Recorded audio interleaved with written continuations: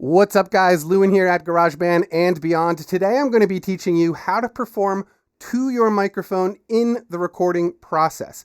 It is much different than how you would be singing on stage in a live performance to hopefully an audience, right?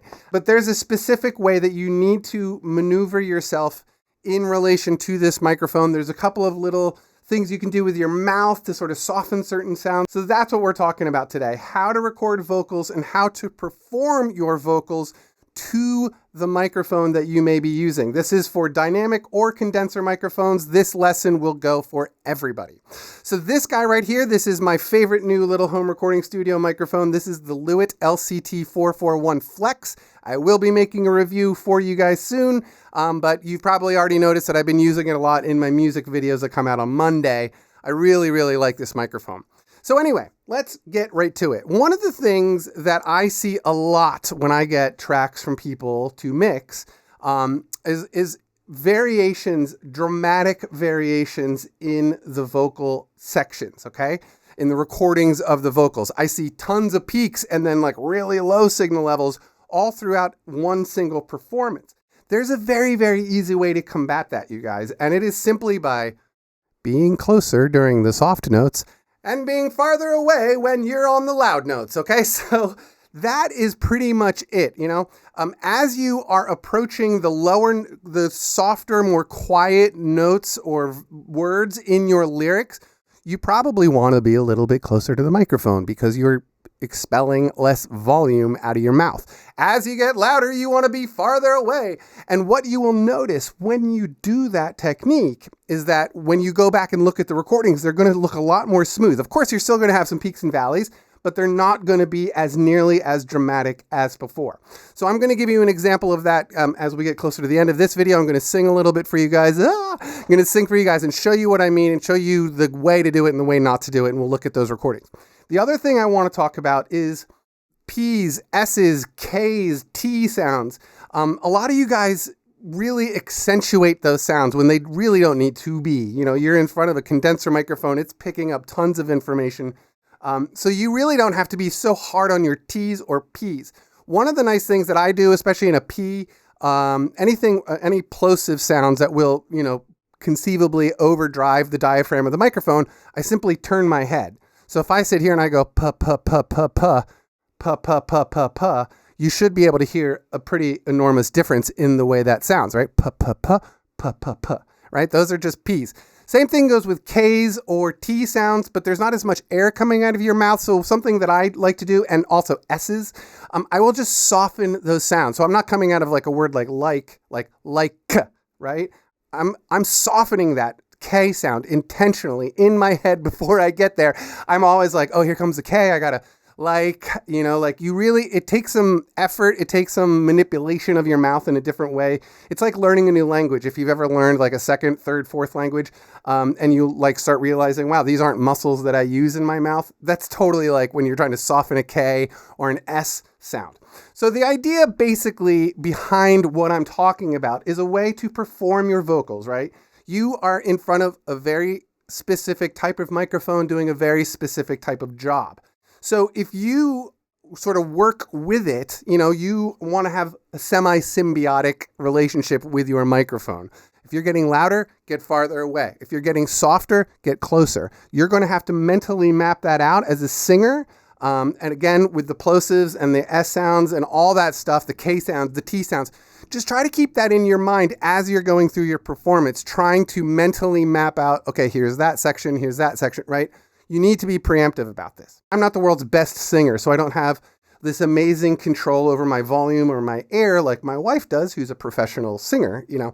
And you will be seeing Valentina in a video, you guys, don't worry. I've seen comments coming up, where's Valentina? Where's your wife? She's coming back for one of the Monday videos, don't worry. Okay. So that's it, okay? So that's what I'm talking about. That's what we're going to demo right now. I'm going to record a little bit, like 3 lines of a song that I just released on Monday. I've been talking too much. Let's start recording. So first I'm going to do it the wrong way, and I'm just going to stay right on top of this microphone, not avoid anything. I'm going to do the exact opposite of what I just told you to do, and we're going to look at that recording and see the difference between that and then the quote-unquote proper way, okay? So I'm walking away, trying to find a new place.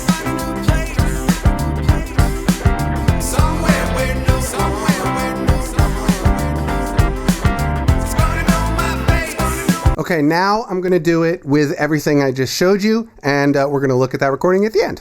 So I'm walking away, trying to find a new place,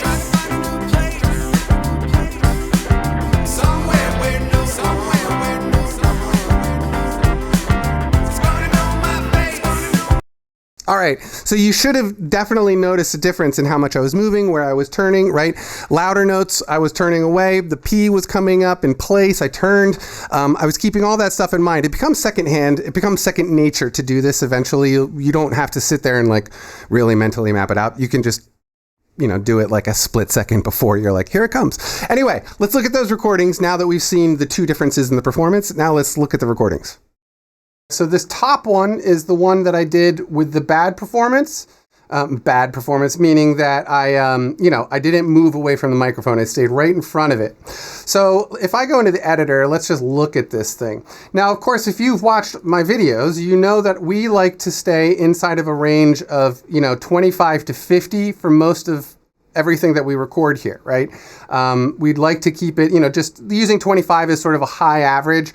So if you go a little bit over, if you're living between 25 and 50, you're good, okay? 25 or 50 dB reading this little thing here. So what you can see are these dramatic peaks, right? Now, let's look at let's look at the second one where I did it the right way, okay? Look at this difference, you guys. It is humongous in difference. I didn't change any levels. I didn't do anything. All I did was perform to the microphone, right? So this is the bad one. This is the good one. What you should be noticing is the consistency level, especially of the peaks. Let's look for the valley here. There it is, right there. Let's look at the other one. Okay, yeah, look at that. The peaks are so much higher. Okay, so that one I definitely did intentionally get closer, and you can hear a little bit more warmth out of the one, right?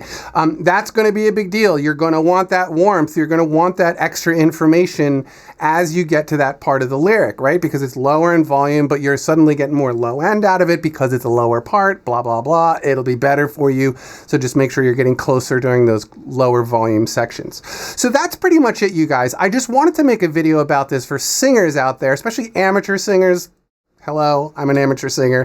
These are techniques that you can do by yourself in any recording studio you are in. You are going to find professional singers doing these moves, using these techniques to produce the best sounding vocal tracks that they can. There's lots of different things you got to know about recording vocals, but this is one of the most important ones.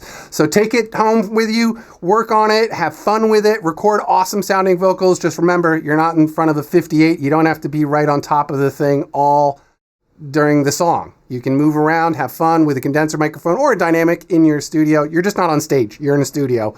Always remember that. You get to do more fun things. You get to be more dynamic with your performances. You get to do all sorts of things in the studio that you do not get to do on stage. And there's a whole technique about it. And that's why you're here watching this video and my channel in general. So make sure you hit that like button so more people see the video. Subscribe button so you know when I put out other videos, and I think they still have a bell. I don't know. I haven't seen it in a while. Is there still a bell?